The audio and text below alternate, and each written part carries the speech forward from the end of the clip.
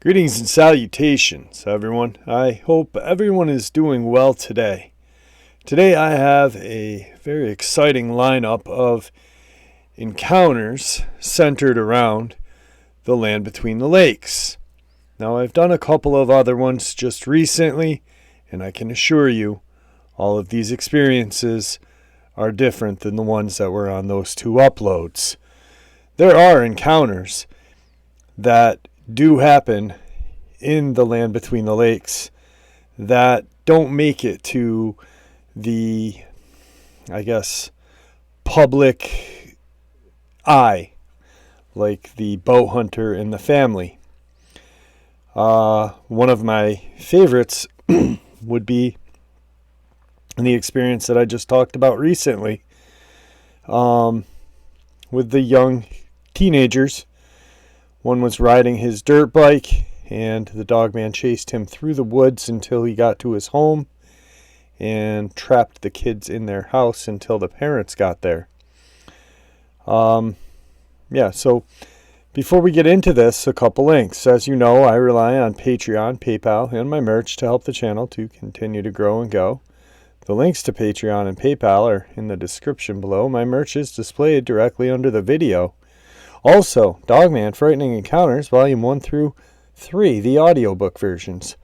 They were written and researched by Tom Lyons, narrated and produced by me, Jeff Nadolny. Those audiobooks are available on Audible, Amazon, and iTunes, the links to which are also in the description as well. And finally, last but definitely not least, if you'd really like to help support this channel to continue to grow and go, simply subscribe. It's absolutely free. Please click the like button and leave a comment. It really does help, and guys, it definitely matters. Now, everyone, I have taken far too much of your time.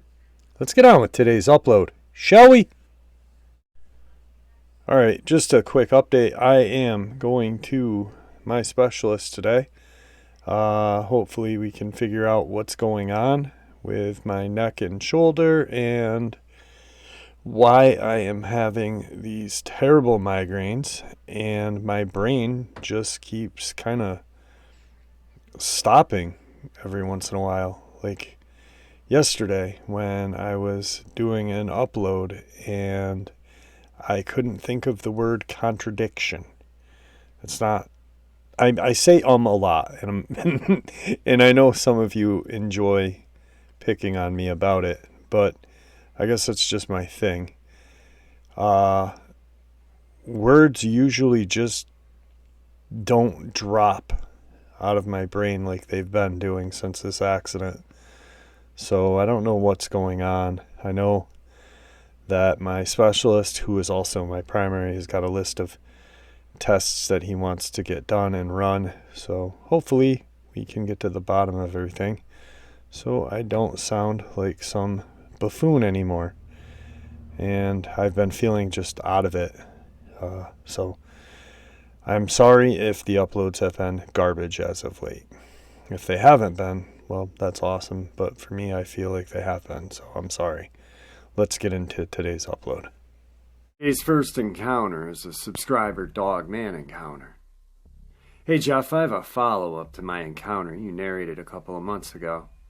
We recently went to my uncle's 50th birthday party at his house, and yeah, he still lives on the land in East Texas that my poppy and I had our auditory encounter on. While at the party and after a few drinks, someone mentioned how incredibly dark it was out there and how beautiful the stars were. My uncle's usual goofy and boisterous demeanor changed immediately. He said, yeah, I used to like going out there and stargazing, but not anymore. We asked him why, and he said we wouldn't believe him if he told us. I knew immediately he had seen that damn thing. I just looked at him and gently said, "What did you see, Unc?"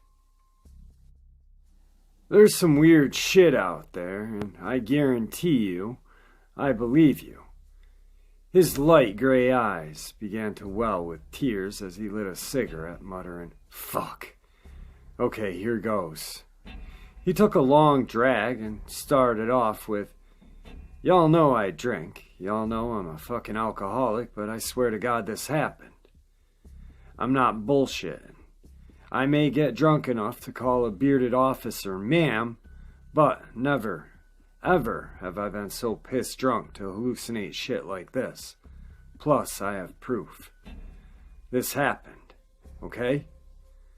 We all reassured him he was safe to tell us what happened. At the time, my dad piped up and said, "Brother, I remember you calling me when this happened. I know you're not lying." My uncle smiled a soft smile, took a drag off his cigarette, and said, "Thanks, brother." He shook the tears off his face and said, "Okay. So y'all know when I get hammered, I like to lie in my truck cab, listening to the radio and stargazing, right?" We all nodded. He continues, "One night about, 10 years ago now, I was out there, laid up with my feet on the door panel against the driver's side, and my head against the passenger side, cocked back, just looking at the stars. It was just so damn beautiful." He paused, and I noticed he was visibly shaking. I'm lying there, smoking a cig, so the window's cracked about a quarter of the way down. So I'm lying there, singing like a fool, and all of a sudden, the entire truck shook. It shook like when you drop a ton of gravel in the bed of a truck. I knew the tailgate was open, so I immediately was like, what the fuck was that? I'm lying there, still as I can be, thinking one of you fuckers was messing with me. No sooner that crossed my mind, something jumped on 2 feet up on the cab truck. You hear me? 2 feet. So now I'm freaking the fuck out, and I don't know why. I'm sweating, shaking, and it was like every last ounce of goodness in the world was sucked right out, and all that was left was despair and pure terror. As my mind was trying to figure this shit out, I realized it's gotten dark in the truck. There was no moon, no stars, nothing. He pauses, and tears stream down his face. He looks up and says, "It was looking right at me.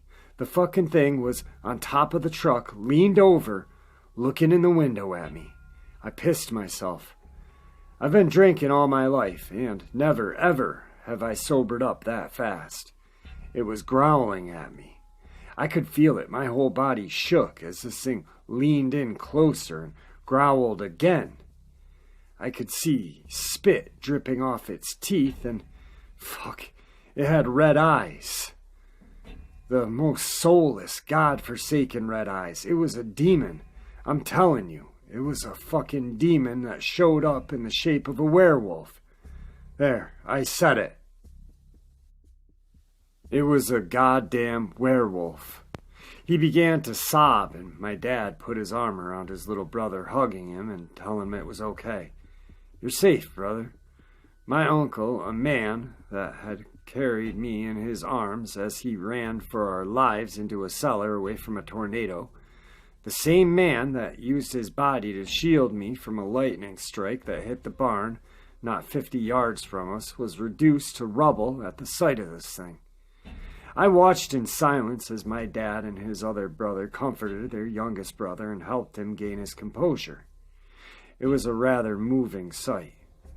These are 3 good old boys from Texas. They truly are a man's man, crass and burly, but in that moment they were all compassionate and gentle with their brother, who was clearly hurting. They just don't make men like that anymore. My uncle composed himself and finished his story. I screamed like I've never screamed before. Without even thinking, I'm screaming, "Jesus, help me, Jesus." The thing snorted or sneezed and looked pissed. That was when I knew I was dead. I had a 12 gauge in the floorboard, so I desperately searching for it with my right hand. Before I knew it, the damn thing jumped off the truck and bolted on 2 feet like a damn Olympian into the woods. I just sat there shaking. I don't even know for how long. I was terrified, too terrified to get out of the truck. I do know I sat there until the sun came up. I wasn't taking any chances with that thing. My 12 gauge would have been like a tummy tickle to this thing, so I really didn't want to have to engage it. Kitten, you remember what happened to you and Dad in the old goat barn, right? Yeah, he saw the fucking thing. He's seen it many times, which is why he was always walking the fence line at night and would lose his mind if you or your brother was outside at night. That's why he started walking you all to the bus. One of the last things Dad told me before he died was, make sure them things don't get the babies. Points at my brother and myself, and then to my grown cousins.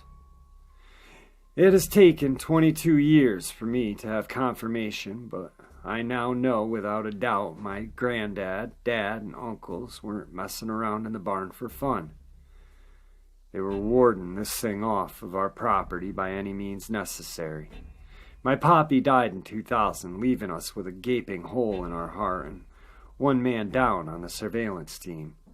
Shortly after that, all of us moved off the property except my uncle and his wife. He says to this day he knows when that thing is around because even the wind goes silent. He won't leave his house no matter what. When that happens, and frankly, I don't blame him. I don't know what these things are, but I agree with my uncle. They are demons in the flesh. This encounter scared my uncle, but it also rooted his faith in Christ again because he knows what the face of pure evil now looks like. Alright guys, I was not going to include the young lady's encounter that she was talking about in the beginning.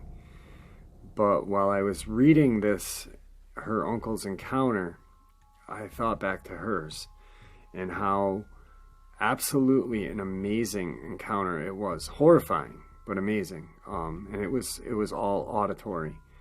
Her grandfather, Poppy, used to call her Kitten. And this is her story, so it'll make some sense to the people who haven't heard it. Anyhow, I'll give you the encounter now. It's definitely an auditory encounter, as we never saw the thing. When I was 10, my father and grandfather purchased 56 acres of land out in Texas, between Lake Fork and Lake Tawakoni. The land was purchased from a wheelchair-bound man whose wife took over tending to the farm with help of sharecroppers from Mexico. They lived in a little shack on the back 5 acres of land right next to a pond. We called it a lake house. My parents purchased a mobile home, but it wouldn't be here for a few months. My younger brother and I lived with our grandparents in an old pier and beam farmhouse for the remainder of the summer and into the beginning of the school year, so that we would be able to start school that year. Despite the farmhouse's dilapidated condition, it had a brand new, fully enclosed back porch that housed a washer-dryer, deep freezers, and storage units. There were 2 screen doors on the opposite ends of the porch. One led to the carport and the other out towards the goat yard and crop fields. I've always been an adventurous type of girl, so at 10, this place was my dream. My brother and I had a tree house. In every tree we could manage. We spent all our time when we weren't helping harvest crops, playing in the creek and the ponds on the property. The main road ran in front of our property. About a quarter mile down, there was a massive hill, with a bridge at the bottom of it going over the creek. Once you came up the other side of that hill, there was a sharp 90-degree curve that led you back out to the main highway. This was a gravel road, I should mention. At first, we liked to walk down the road and play in the creek. But then we started to notice how eerily quiet it was down there, and there was a feeling of being watched, and it was overwhelming. As the summer grew to a close and the sharecroppers moved off the land, the son of the sharecroppers told my brother and I about a young girl who was found slaughtered in the creek just a few weeks before my family purchased the farm. Her murderer was never found. That left us with an even more uneasy feeling. We began to notice how eerily silent and the feeling of being watched was happening down at the lake house, which is the shack on the pond that the sharecroppers used to live in.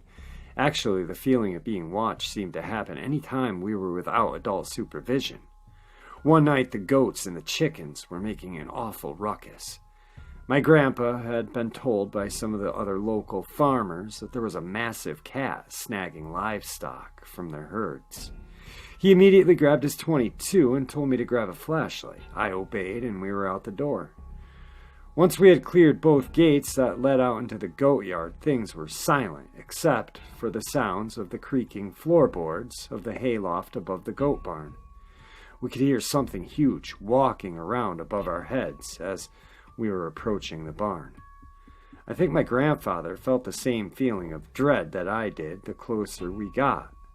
My grandfather leveled his weapon, and immediately there was a blood-curdling growl, howl, scream that came reverberating through our chests. I was frozen in place. My 10-year-old brain couldn't comprehend what we had just heard. My next memory is of my grandfather screaming at me in a tone of voice I had never heard before nor after this occasion. "Run, kitten! Run! Run, kitten!" Kitten was my nickname my grandparents called me. We both ran the 70 yards, jumped over the 2 gates back to the house in what felt like a lifetime. My grandfather would never tell me what he saw, but from that moment until he died 6 years later, he never wanted us to go outside alone at night.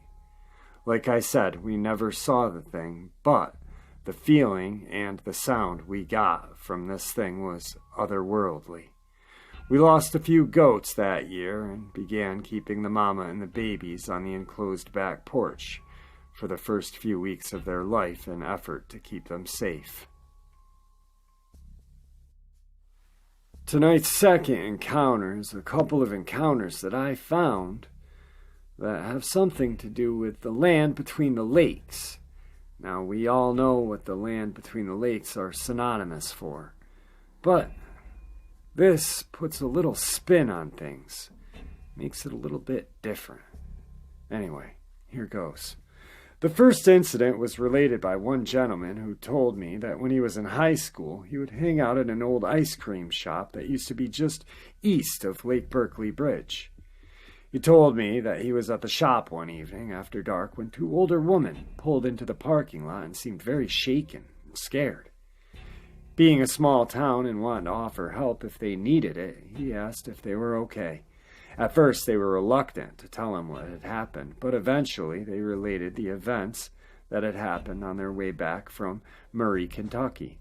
They were heading through the land between the lakes and were nearing the overpass that goes over the trace. They were talking and were just about to go over the overpass when something was in the middle of their lane.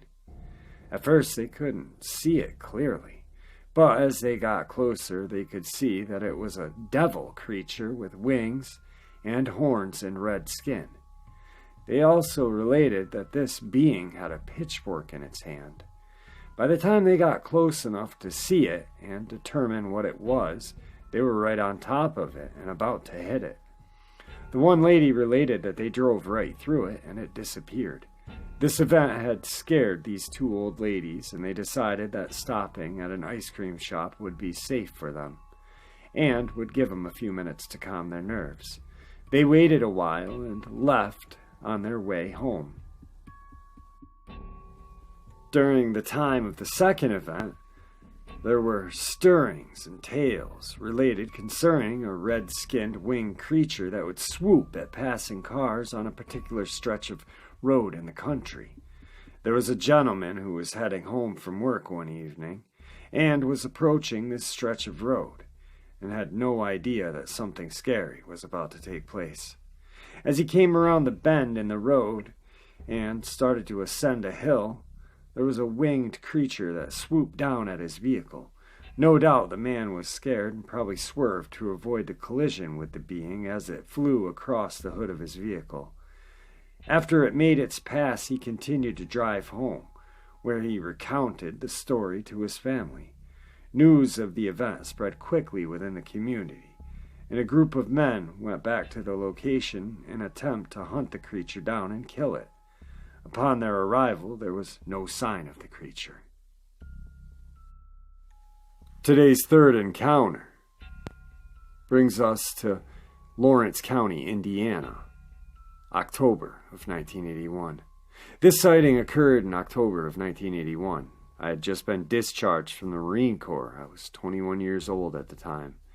I've lived in this area of Indiana all my life. I'm an avid hunter and outdoorsman with much experience. I'm a raccoon hunter. Also, I've been hunting at night by myself many times. It was a warm Saturday afternoon in late October. My sister and her boyfriend and his sister and myself went on a picnic at Spring Mill State Park. After the picnic, my sister's boyfriend and her went home. The other girl and myself decided to go out riding around in the country to enjoy the fall leaves. We were heading east of Bedford, Indiana, on a small gravel road near the airport. This road went to a small creek bottom by Leatherwood Creek. There was a thick forest on one side of the road and a cornfield on the other, surrounded by thick briars. We had crossed the bridge over Leatherwood Creek, and I pulled my 4x4 truck off the side of the road. We were heading east. I was looking down, adjusting the radio, when my companion stated someone was watching us. I looked up, and to my disbelief, I saw something standing in the middle of the road about 50 to 60 yards in front of us. This thing was at least 7 feet tall, standing upright. It was covered in long, dark gray and brown hair. I couldn't see its face. I could feel the hair on the back of my neck stand up. My companion was terrified. I slowly removed my M1 carbine from its case and inserted a magazine. The creature continued to watch us closely. I opened the truck door and stepped out onto the road. I began to move slowly towards the creature. As I did, it turned and ran through the briars into the cornfield. I returned to the truck very shaken. I've never seen anything like this. My companion insisted that I take her home, which I did. We never went out again.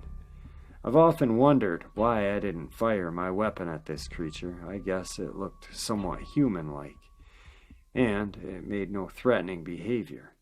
I never reported this incident because I figured no one would believe me anyway. Today's fourth and final encounter. A woman lives on a farm, and there's a 100-acre parcel land that is owned by a neighbor that adjoins their property. She and her husband were maintaining the 100-acre parcel for their neighbor in exchange for the right to ride their horses on that property. One afternoon, she got a call from the neighbor, who sounded a bit frantic on the phone. He's an older gentleman who frequently hunted in the small patch of woods on the back of the 100 acres. He called and asked her if she had recently been riding her horse on the property, and she related that she had been not. He seemed relieved and began to relate the events of the morning. He had gone into the patch of woods on the back of the property and found a place to sit and call the turkeys on the edge of a small clearing that was maybe about 40 to 50 yards wide. He thought it would be a good place to try to lure an old Tom in because he'd be able to see him coming from across the clearing. He had gotten into position, sat down, and decided to wait a bit before calling. He'd been sitting there for about 15-20 minutes when he heard the sound of something moving through the woods in the direction of the midpoint of the clearing. He related that at first glance it looked like a bear down on all fours, walking into the clearing. He said it walked up maybe 15 yards into the clearing and stood up like a man. It looked around for a few seconds before it walked across the clearing on 2 legs and into the woods. The man left the woods soon after, and it went out of sight. He felt the need to warn her about his sighting of this creature. He suggested that she not ride in that area for a while. He didn't know what it was, but he was sure it wasn't a bear. He related that it walked like a man as it moved across the clearing, and that it shook him pretty bad because he didn't know what it was. When asked whether or not she had noticed anything out of the ordinary on their farm, and initially she said no. She then related that she was riding her horse on the back of the property one day, and there was nobody else on the property. She was coming up the hill, and out of nowhere, something large hit her in the back. Based on her reaction, I gather that the impact hurt, and she was also upset about mud getting all over her jacket. She related that she looked and could see it was a large softball-sized mud ball that had hit her right in the middle of the back. She said she looked around and tried to see who had thrown it at her, and was going to give him a piece of her mind. There was nobody there that she could see. Today's subscriber's first Dogman encounter. This happened a few years ago when I was 10 years old. I have 3 encounters, and this is the first one. I have family near the LBL, and I've visited them for years now. The area that my grandpa lived in was heavily wooded with a long gravel driveway. I was always allowed to play outside, but my grandpa made it very clear to be in the house before sunset. I would play around the house till dusk all the time. At the time, my grandpa had a large German Shepherd mixed with Great Dane named Sergeant. Well, Sergeant was a protective dog who would never leave my side while I was playing. I remember playing in the back of the property, and I was kicking a soccer ball against an old tool shed with Sergeant lying down on a stone walkway. I guess time got away from me, and it was getting dark. As I kicked the ball one last time, I heard a long, drawn-out growl from the right of me. It was Sergeant. His hair was standing on end, looking at the woods. As I looked, I could see the shadow of something moving around in the woods. As it drew closer, I could see its shape. It was down on all fours, staring at Sergeant. At this point, it's almost pitch black outside. I remember Sergeant starting to bark ferociously.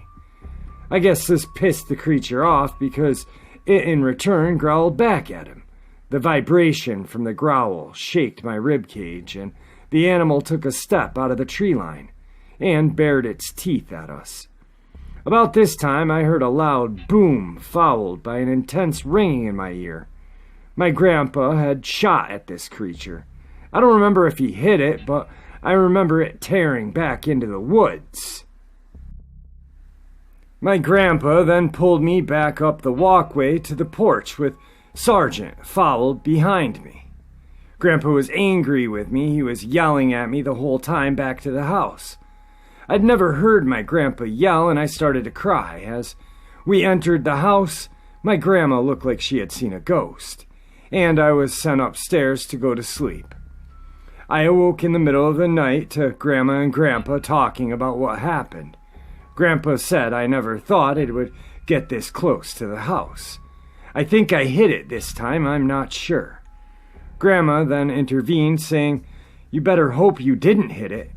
Don't you remember what happened last time you shot at it? What it did to Daisy?" Daisy was an old dog they had owned a few years ago. I was always told that she had just run away from home. I picked up the pieces pretty quick that thing had butchered Daisy and left a pile of what used to be her around the house.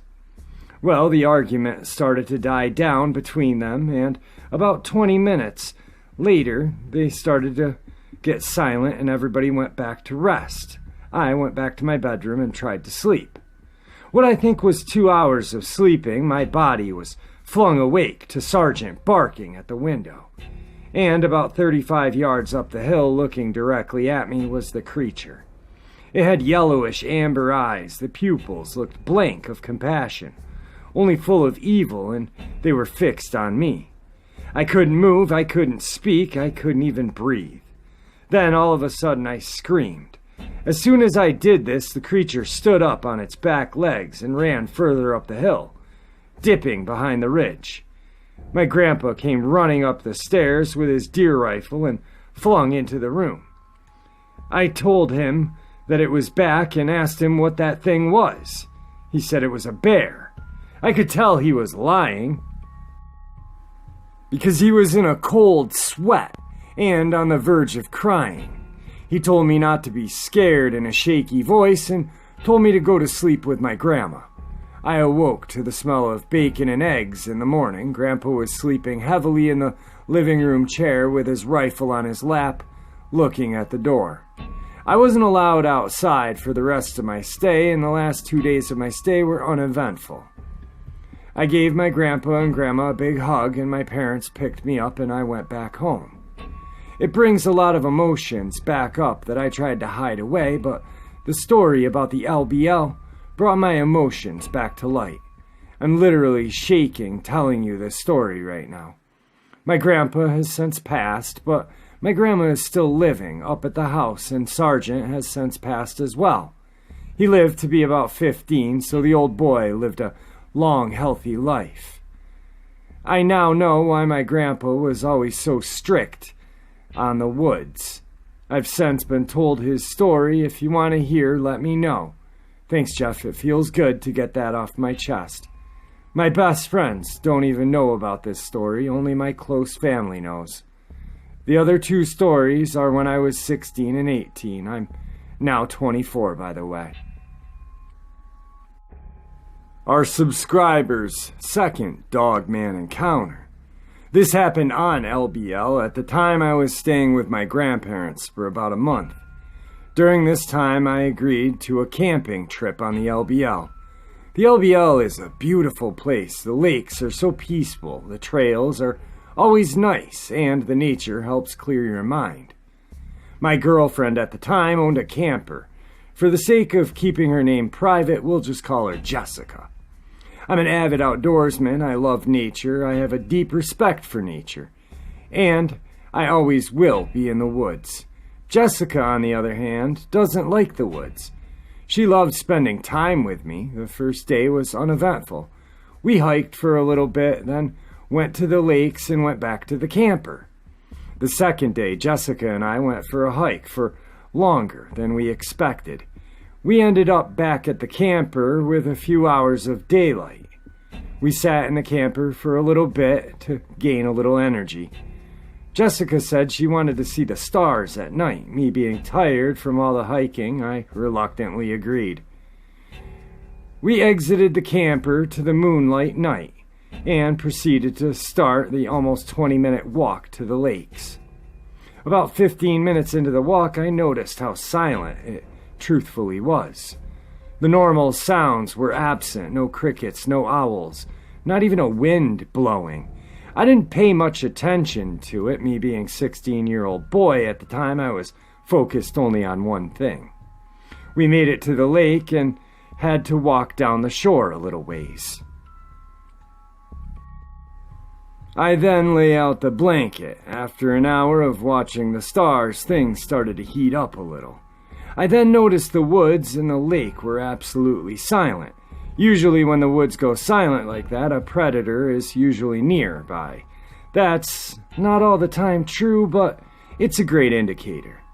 I started to get this overwhelming feeling of being watched, and all of a sudden that primal fear I felt at Grandpa's house came flooding back. Just about this time, Jessica pointed to the tree line and said, "I swear I just saw something big move behind that tree." I instantly jumped up and grabbed her hand and told her we need to leave right now. She was confused and wanted answers.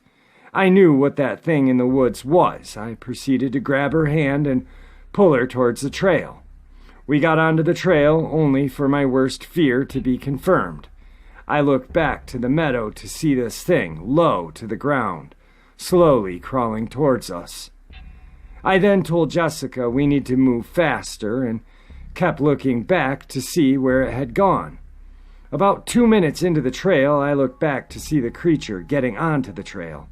I looked at Jessica and told her not to look back down the trail and keep looking forward. As soon as I finished the statement, she did exactly what I told her not to do. She saw it. She became frozen in fear. I had to pull her forward to try to keep her going. The creature at that time was about 100 yards down the trail. When Jessica snapped out of her fear, she started to cry profusely. I tried to get her to go forward. In that 5-second window, I lost track of it. All of the senses kicked in overdrive, trying to hear or see where this thing had gone. Eventually, Jessica started moving again. We made good time, maybe 5-10 minutes left on the trail. My senses were all in, time high, still trying to see if that creature was still following us. I suddenly got hit by the smell of rotten meat and dog piss adjacent to me. My heart sank when I saw its shadow maybe 15 yards off the trail. I told Jessica to move faster, and she stood still demanding answers, so I yelled at her to move faster. This shocked the creature's ears, twitched like a dog's would. The creature sat there for a little bit, then all hell broke loose. The creature stepped back onto the trail, and Jessica locked eyes with it. She froze in fear again for about 2 seconds. Jessica was standing there, frozen in fear, and suddenly she screamed. This creature then stood up on its back legs in its full height and roared at us. The sheer size of the creature is out of this world. The path was easily 5 feet wide where it stood, and when I was 16, I was 6'1". I thought I was tall. This thing was easily 3 feet taller than me. I grabbed Jessica by the hand and ran as fast as we could up the trail. I felt tears streaming down my face. I started seeing my life flash before my eyes. I thought to myself, I will never get to see my family again. Will they ever know what happened to me? About this time, I snapped back to me running. I looked up the trail and saw the trailhead. I heard this thing chasing after us. It sounded like an 18-wheeler in the forest with full head of steam. We burst into the clearing with Jessica hot on my heels. My lungs felt like I was breathing lava. I didn't hear it running after us when we got halfway through the clearing. We didn't stop. We kept running till we got to the camper. I slammed the door behind both of us. We were crying profusely. We sat there in silence for what felt like hours. Then Jessica broke the silence by saying, "What the hell was that thing?" in between sobs and breathing. I knew exactly what it was. I told her I didn't know. I cuddled her, trying to calm her down for 30 minutes of cuddling, and then she fell asleep. I tried to stay awake all night, but I fell asleep with a knife in my hand. I awoke to heavy footsteps on the gravel. My heart skipped a beat, and I heard whatever it was, a large sniff, and walk a few laps around the camper, then leave. I soon fell asleep again. I awoke to the sounds of birds chirping. I sat there for a few minutes and heard nothing else. I exited the camper and instantly got hit with the strongest smell of really old dog piss, but 50 times stronger, with bleach in it. I heard Jessica start to stir in the camper. I walked back into the camper and gave her a kiss and told her not to talk about what happened to anybody. We gained our composure and left early that morning. Jessica and I are still close. She's one of my best friends now. I talk to her almost every day. That happened almost 10 years ago, and we've only talked about it 2 times. She flat out refuses to talk about it to this day. I tried to ask her a few days ago about what had happened and get some details from her and her side of the story. She shot me down within seconds. Our subscriber's third and final Dogman encounter. As you know, I've always loved the outdoors. I was always in the woods since I was 6. I enjoyed hunting, fishing, and hiking. This encounter happened when I was 18, and as you know, my grandfather owned a large chunk of property. We worked hard to keep the property healthy year-round.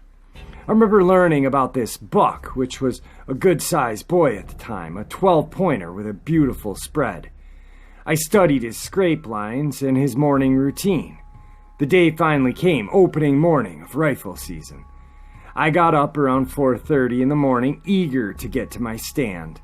I hit the woods in full stride, getting to my stand, hoping I could intercept the big buck on his way to his bed.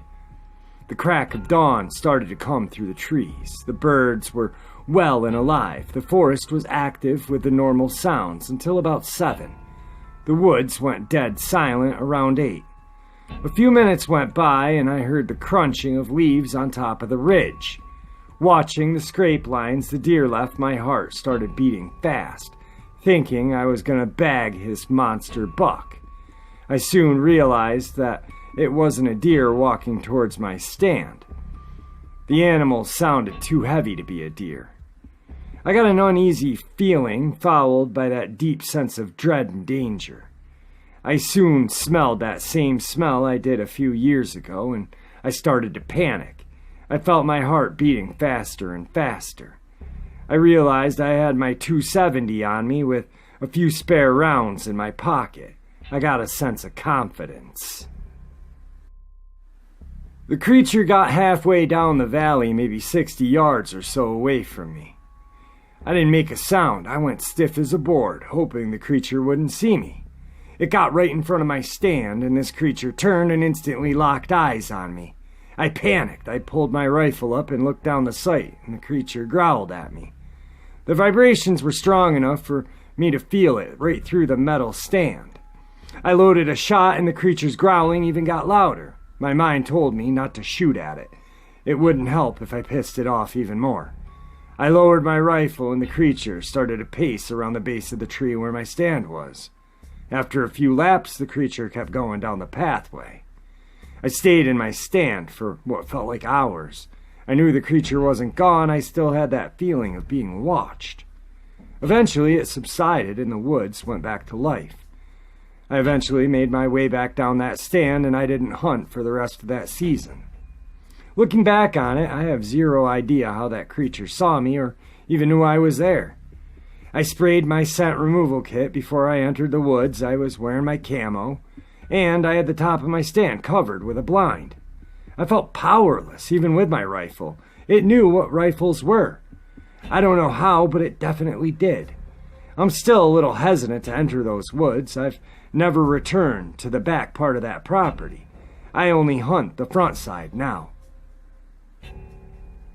I grew up near the LBL, and there was a place called Vampire Hotel that was actually a foundation from a hotel during the 20s. That was torn down in the late 90s. Now, I never personally met a vampire in Murray or around the LBL, and have no clue as to why people called it Vampire Hotel. But we spent many a night there partying and never saw anything weird except melting candles and wavy walls. I do, however, have a story that was told to me by two of my uncles. At a bottom near Marshall County, Cowway County line, very close to Kentucky Lake, which is the LBL basically. It really scared the crap out of me when I was a kid because they swore they would never go back to that area. And they are real outdoorsmen who don't get scared very easily, or so I thought. The story goes that my two uncles were coon hunting. They had 3 coon dogs with them, their best by their account. They heard a yelp ahead. Well, the 2 dogs went running by them like they were being chased by something, and the other one was nowhere to be found. Now, most people don't know this, but most coon dogs are mean as hell and don't back down from anything. Not in West Kentucky, anyway. My uncle said that when he saw the dogs running back toward them, something bad was going on because this never happened. He said they made their way to where they heard that yelp and found the missing dog. It had been attacked by something, and he had to shoot it because it was so badly hurt. They had no clue what could have done this other than a bear or some other really big animal. But in this area of the country, we really don't have big predators that we know of. A black bear was spotted in northwest Tennessee in the early 2000s, but never in the LBL. Now, the really weird stuff started happening, they said. When they were shining their lights around the dog's body, they said they didn't see any tracks, and then they heard a loud scream behind them from where they had just been, and it was like nothing they ever heard before. Well, at this point, they decided to shag ass back to their truck, and something threw a rock or something at them.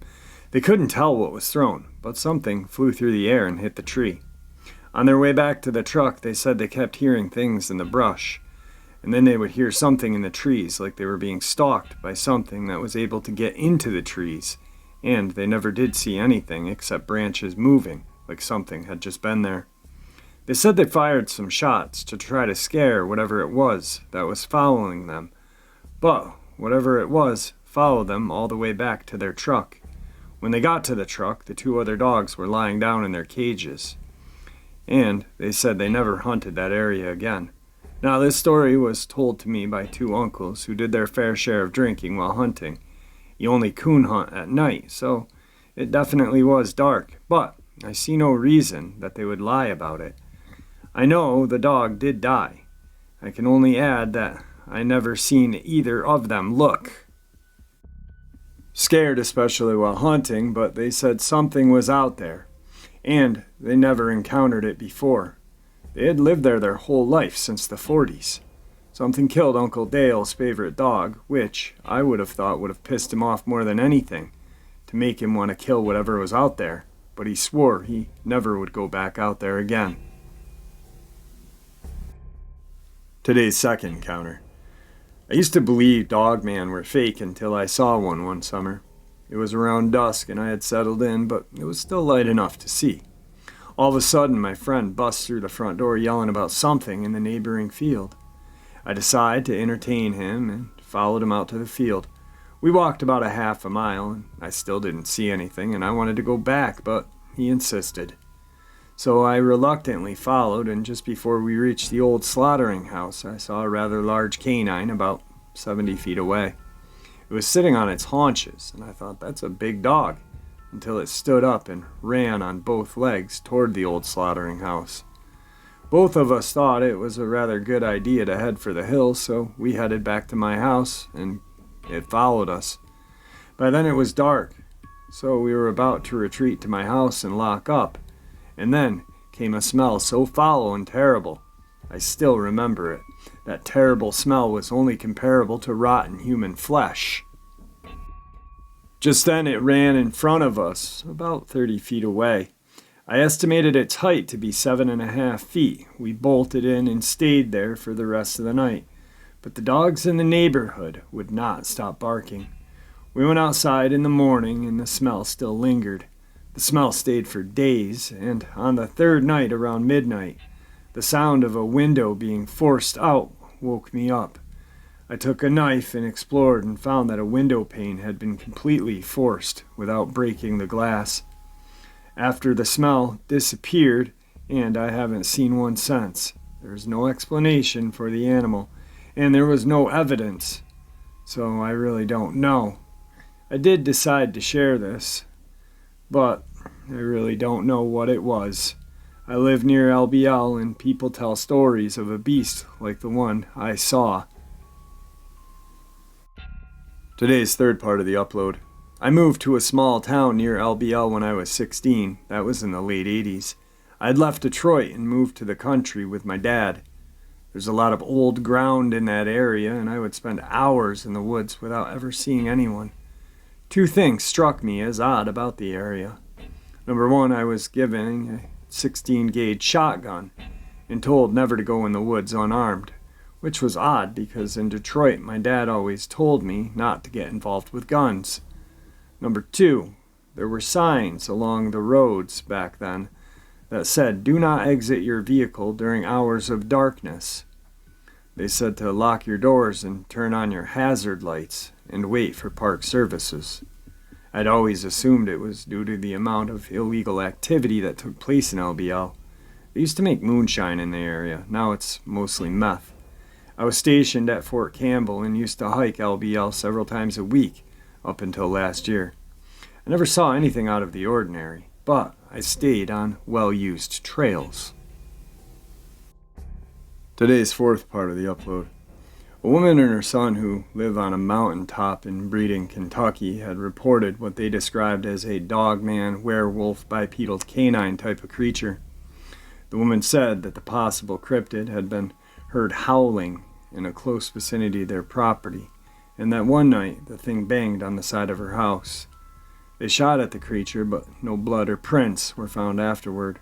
They also report that they have found evidence of something prowling around their land and still occasionally hear the howling, now in the distance.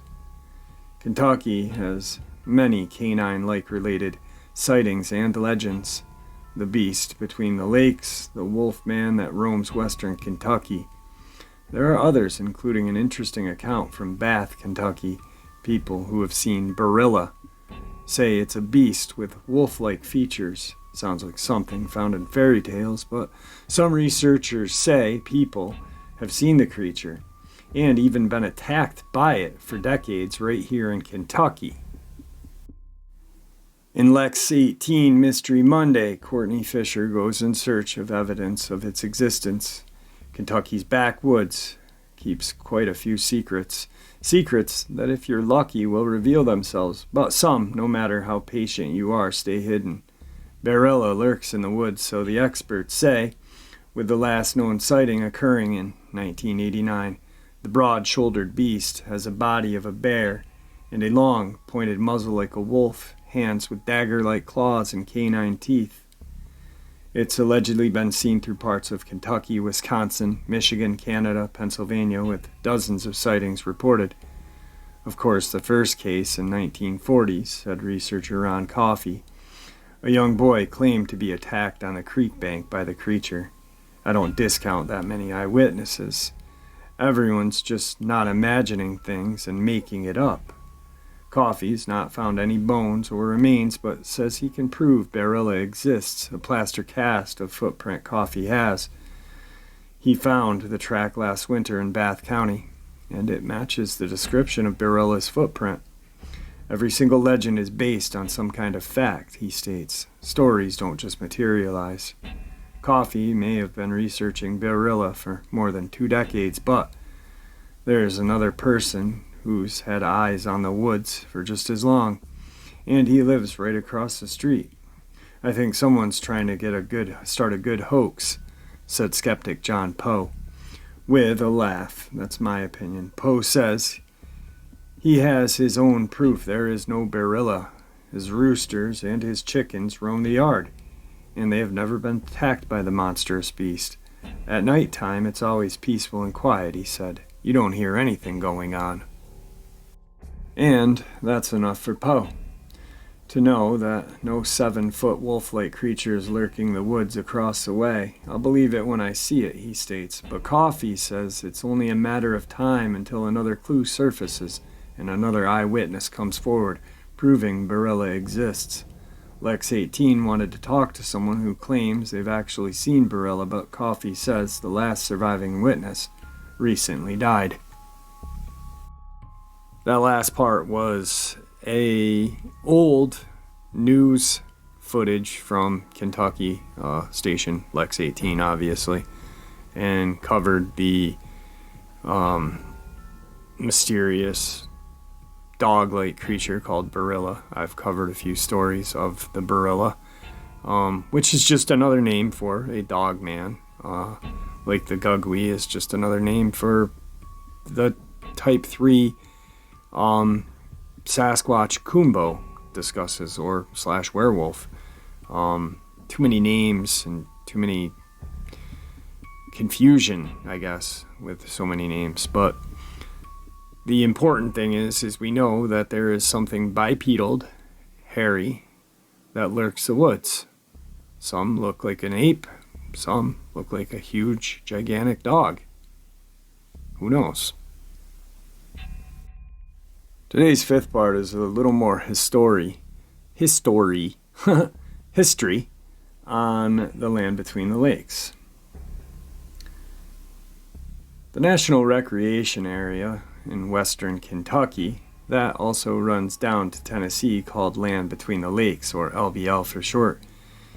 It's situated between Kentucky and Barclay Lake, consisting of more than 300 miles of shoreline, 17,000 acres of forest, and over 200 miles of walking trails.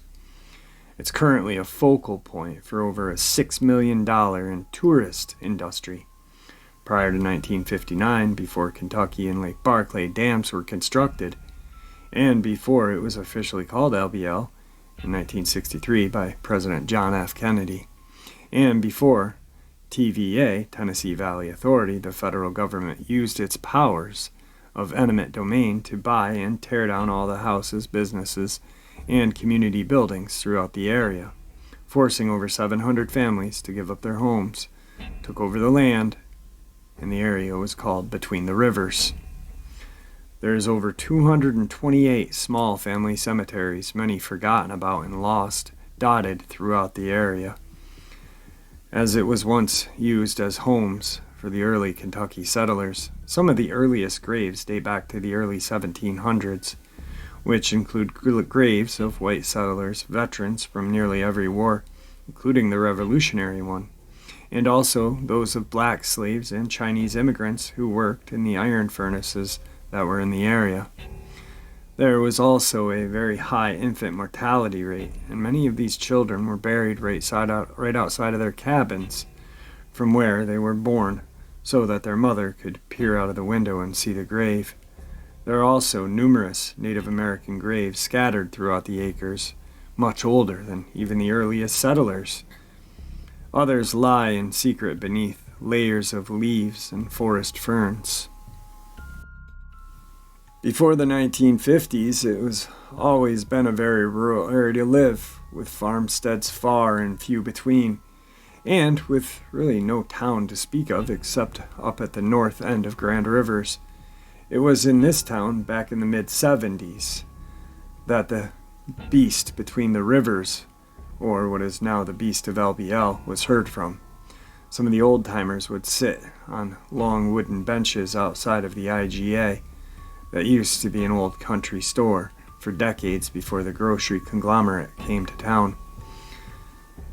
We used to hang around there on the weekends during the day and listen to stories they would tell each other. These old men, most of whom lived in the LBL before they were forced to move, had some very interesting stories to tell about the part of that country. There was talkings of hauntings, Indian curses, mysterious lights over gravestones at night, an old hag witch that lived deep in the woods, and more importantly, several tales of a wolf-like creature that stood on two legs that would come out of the thickets and attack their cattle and livestock day or night. A creature that was taller than the average man by well over a foot, nearly 7 foot tall, with thick, long hair covering its body, and a stench that matched, some compared to open, fresh graves that were discovered now and then. This wolf creature left tracks like a barefooted man, but where the toes should have been, instead of were paw prints. The head was huge and wolf-like in appearance, with an extra long snout and uncanny long, sharp incisors that glistened from the moonlight with saliva, along with the eyes that radiated red, like those from the hottest fires in hell, they said. It had long arms that ended with huge hands, and long, spindly fingers with long, pointed, dirt-caked claws. At night, they would hear it howl, unnaturally guttural sounds of painful hunger and agony, and at that warning, all would go out and tie up their livestock and even bring their prized selections inside of their homes with them. The legend of this beast went back at least hundreds of years and was passed along through time from family to family and updated as new sightings occurred. One old man said that his great-great-great-granddaddy told him the creature used to be a man, a Native American, that had the ability to shapeshift, a powerful shaman that had been outcast from his tribe because he used his magic for evil. The shaman had been tracked and killed while in his wolf state by a few warriors and a couple of settlers in the area. In his dying breath he cursed them and vowed to return from the dead to haunt the forests and seek revenge on their families and all who lived there.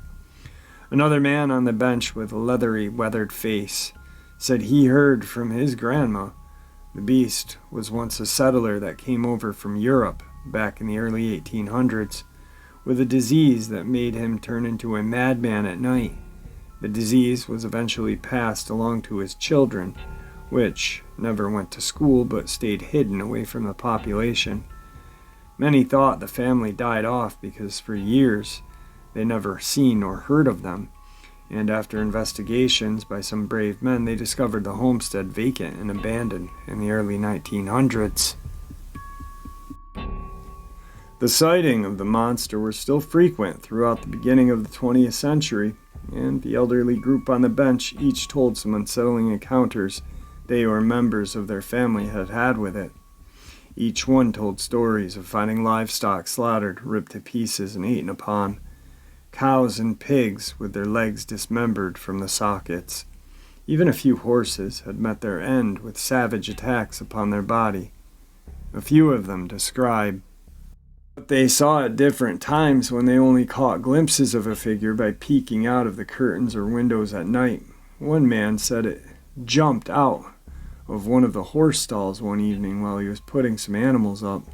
It stopped in front of him, arms spread out like it was going to grab a hold of him, let out a howl, and sprang past him into the dusky shadows. This particular man said he wet his overalls during the episode. Another man said he never seen it, but would always hear its baleful wails frequently through the night. Not like the regular wolf or coyote. No, he said.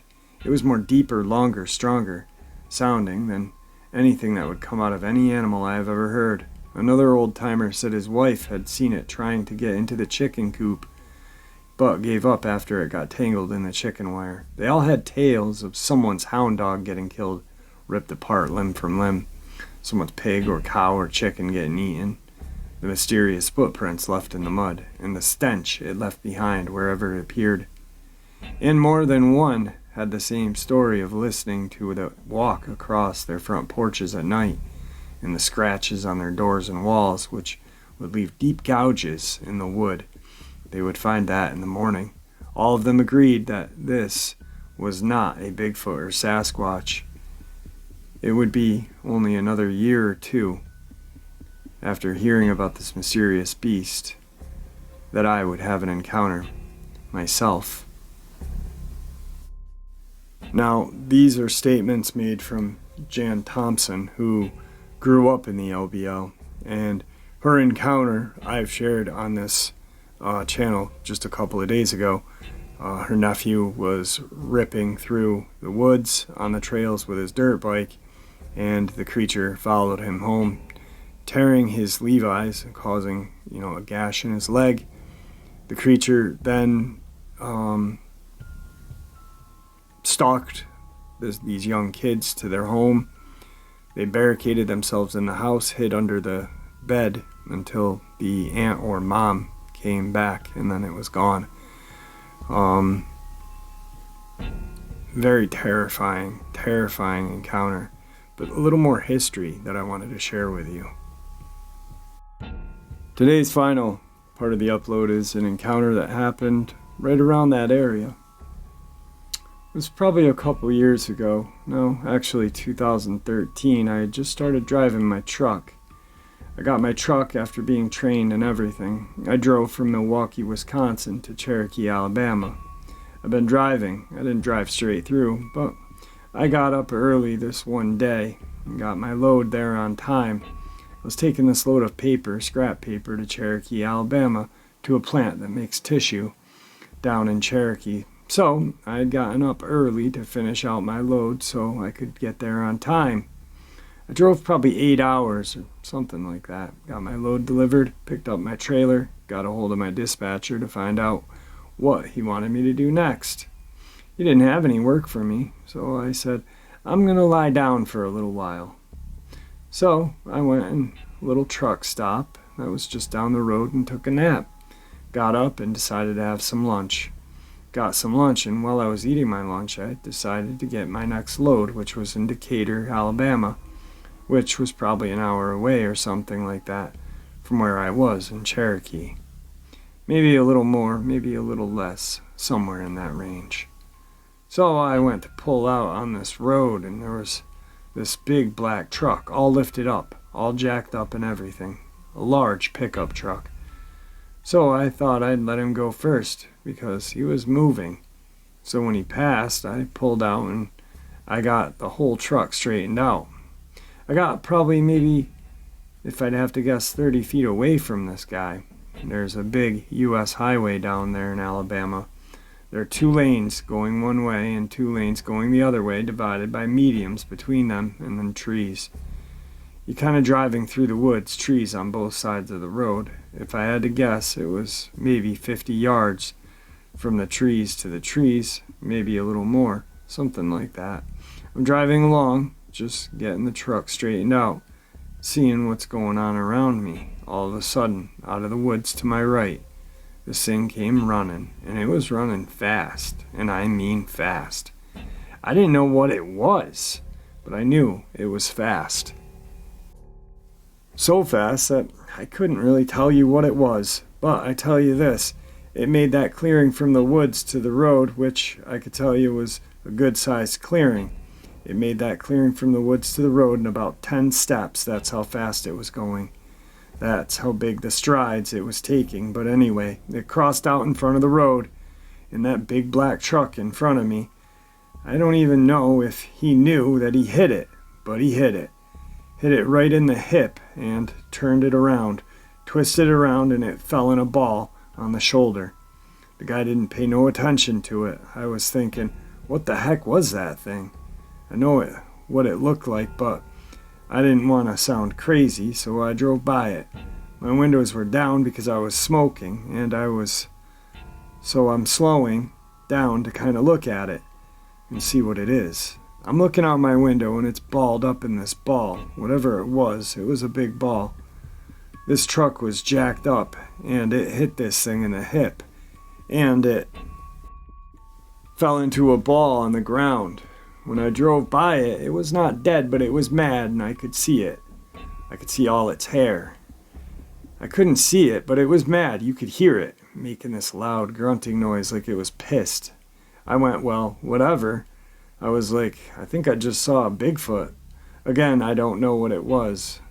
But I swear to God, I was not tired. I was not crazy.